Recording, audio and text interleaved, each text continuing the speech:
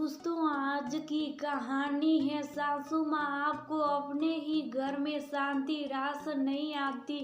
दोस्तों, कहानी शुरू करने से पहले अगर आपने चैनल को सब्सक्राइब नहीं किया हो तो कर लीजिए ताकि आपके पास पहुंच सके हर नया वीडियो। जैसे ही मालती शॉपिंग करके घर में घुसी, देखा तो सामने सासू माँ और पति सुदेश मुंह फुलाए बैठे हुए हैं। एक पल में ही मालती ने अंदाजा लगा लिया कि अब जो होगा वह कुछ बड़ा ही होगा, क्योंकि छोटा मोटा तो हमारे घर में किसी को पसंद ही नहीं आता।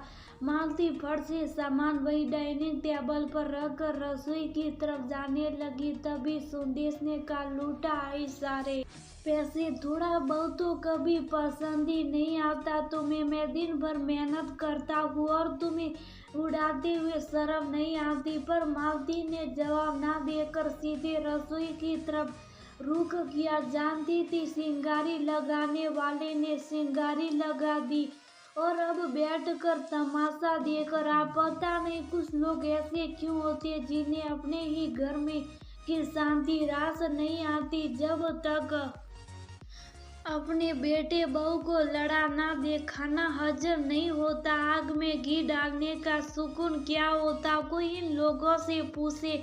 मालती को जवाब ना देकर शुभ साफ रसोई में जाते देकर सासू माँ ने फिर सुदेश को धीरे से कहा, देखा महारानी को जवाब भी देते नहीं बन रहा। यही इज्जत है तेरी इस घर में, तेरे ही पैसों को उड़ा रही है और तुझे ही जवाब नहीं दे रही। सासू माँ की बात सुनकर सुदेश का मेलीगो जाग गया। मालती कोई भी काम कर रही हो, छोड़ो उसे, अभी के अभी बाहर आओ। सुदेश ने चिल्लाकर कहा। मालती रसोई से बाहर निकल कर आई तो उसे देखते ही सुदेश लगभग चिल्लाते हुए बोला, समझती क्या हो तुम अपने आप को?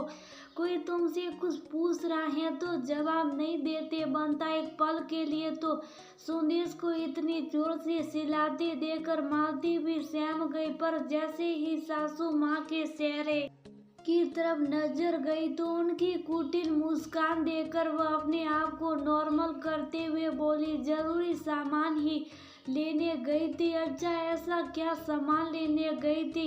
राशन का पूरा सामान तो भरा रखा। अभी 10 दिन पहले ही सुदेश घर में सामान लेकर आया था, फिर क्या जरूरत पड़ गई? सासू माँ ने भी अपनी तरफ से 2 बात जोड़ दी। घर में सिर्फ राशन का सामान ही नहीं आता, राशन के अलावा भी दूसरे सामान की जरूरत होती है, वही लेने गई थी और वह भी सिर्फ 700 रुपये में। अच्छा, ऐसा कौन सा सामान है जो सुदेश नहीं ला सकता? सब जानती हूँ बहाने हैं बाहर घूमने फिरने के और बेवजह के पैसे उड़ाने के। 700 रुपये भी कुछ कम नहीं होते। सासू माँ अभी भी आग में घी डाले जा रही थी।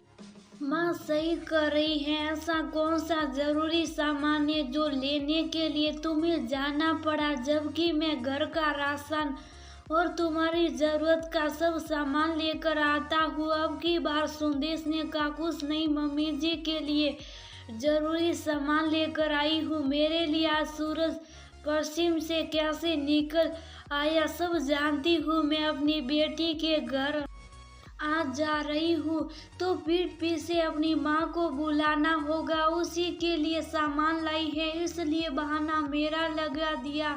सासू माँ ने आग में घी डालते हुए कहा। ये सब बातें मालती के सिर के ऊपर से जाने लगी।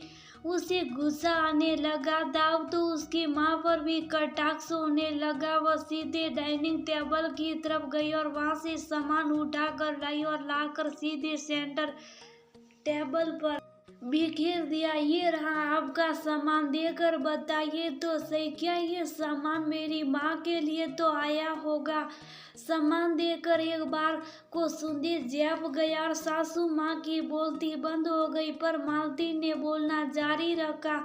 मुझे लगा था कि मम्मी जी कुछ दिनों के लिए दीदी के घर जा रही हैं तो उन्हें इन चीजों की जरूरत होगी और दीदी को परेशानी ना हो, इसलिए मैं मम्मी जी के लिए सामान लेने गई थी, पर मुझे क्या पता था या तो मेरी ही नियत पर शक किया जाएगा। कुछ दिनों से मम्मी जी को शुगर की समस्या के कारण बिस्तर पर ही यूरिन निकल जाता है।